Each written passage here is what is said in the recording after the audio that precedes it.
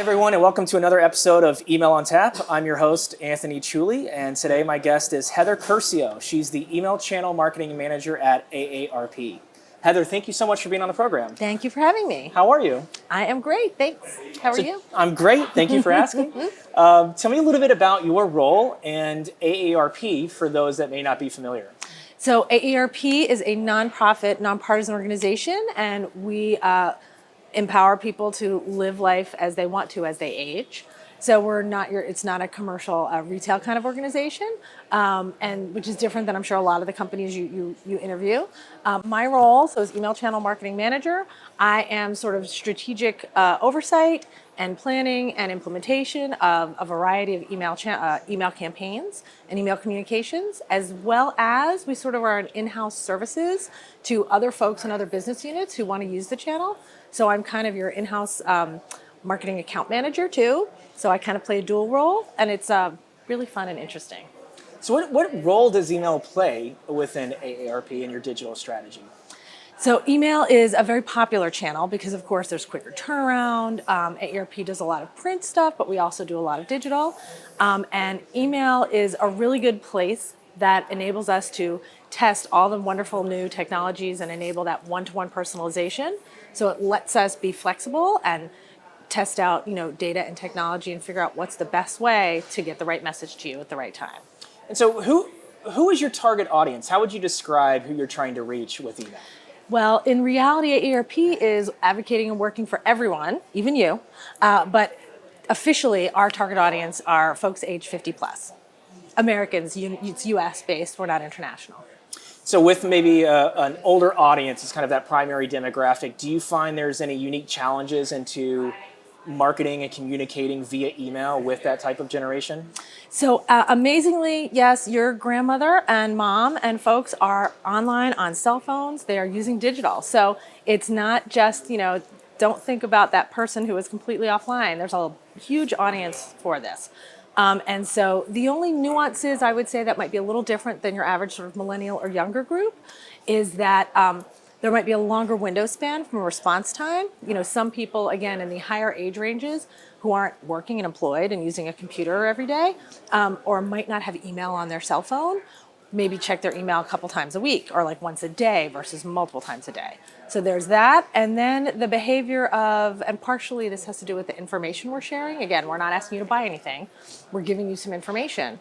People will read stuff online and then perhaps instead of engage with us online, they might call and ask questions instead. So we have a high volume of call center behavior and activity too. Okay, interesting. Yeah. As you assess and measure the success of your email marketing program, what metrics are most important for you to pay attention to? We are particularly driven to what we call defining your consumer outcome. And this is a variety of metrics, which include your average KPIs for email, so clicks, opens, et cetera, read rates, going to then your online behavior, so webs, page views, engagement with our tools and stuff online, and also including things like Net Promoter Score and survey response, feedback loops, voice of the customer. We're very much focused on the consumer experience and the customer experience. Where does deliverability fall as a priority in your day-to-day responsibilities? Me personally, I don't have to worry about it because we have some awesome internal experts who focus on that. I'm more on the marketing side of the channel versus the technical platform management side. So that lives in the platform universe. But we work with agencies and vendors, and our internal experts manage all of that and check it out and deal with that. I just monitor some things to make sure, something's good or there's a hiccup, somebody needs to go check. Did, Yahoo block us for some reason? These things happen, right? But yeah. Mm-hmm. So let's, this is kind of a fun question, but what is the biggest facepalm or oops moment you've had so far in email, and what have you learned from it, if anything? I mean, there are a variety over time. I have been doing this a while, but the most recent, and it was just silly, is really what happens. These kind of things happen when a minor detail is overlooked and you just don't think about it. So most recently, we were doing a survey to folks who had had a birthday in the past month. And this was, survey number 3 over a couple months period. And what happened is those people, suddenly we see their responses and they're like, great, thanks for reaching out, but my birthday was in January and it's now March. And we're like, oops, how did that happen? So it was literally a file naming, the same file naming convention. The new file didn't get uploaded, etc. And we sent it to the month before prior list. So, oops, faux. So in any event, we're a little more, when we're doing our more manual processes, everyone's now aware that this has happened and we have to check and change the file name.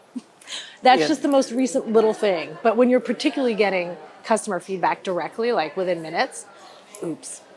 Big oops. We're all human. Mistakes Indeed. happen. And email's a challenging and dynamic endeavor to get right every single time. Let me ask you this. What do you enjoy most about working within this email community? Well, first of all, the people are always fun, very fun and interesting. It's an interesting mix of people that are both creative and technical, right? So that science and art blend of folks. But it's a constantly growing and changing field. It's not something that is stagnant. You are not doing the same, putting the same widget in the same place every day on an assembly line. So that's why I love learning, growing, meeting new people, and evolving into new and different ways to communicate out. If you had to speak to an audience of aspiring email marketers and folks looking to get into this space, what are some of the recommendations or pieces of advice that you would share with someone considering a career in email? Great question. So the things to note when you are managing a program or you are learning to doing your program, ideally define your customer outcome, define your goal, and make sure it's clear what it is you're trying to achieve, because people will come down and tell you something, but you need to sometimes push back and say, really, is that what you want? I think this is what you want. Let's be clear. Then figure out and confirm how you're going to measure that, because people have great ideas, things get built, and then you're like, oh, well, I thought so-and-so did reporting. So understand what you're reporting on, what you want to get to, and what you're reporting on, and make sure it's built to work with all of your reporting tools. And the other thing is, interestingly, there is still a lot of educating up. So as you learn and understand what email and how email is not just opening your Outlook or Yahoo and sending an email, it's a much more complex, robust system. And a lot of folks at higher levels who aren't involved in it don't necessarily understand all the nuances. So you are also going to have to be an educator and an advocate on to upper new folks and folks outside of the channel. So know that, own it, love it, and be ready to speak to it. I like that answer. This has been a lot of fun, Heather. Thank you so much for sitting down with me. Thank you so much for having me. This has been great. And thanks everyone for tuning in. We hope to see you on another episode of Email on Tap. Thank you. Take care.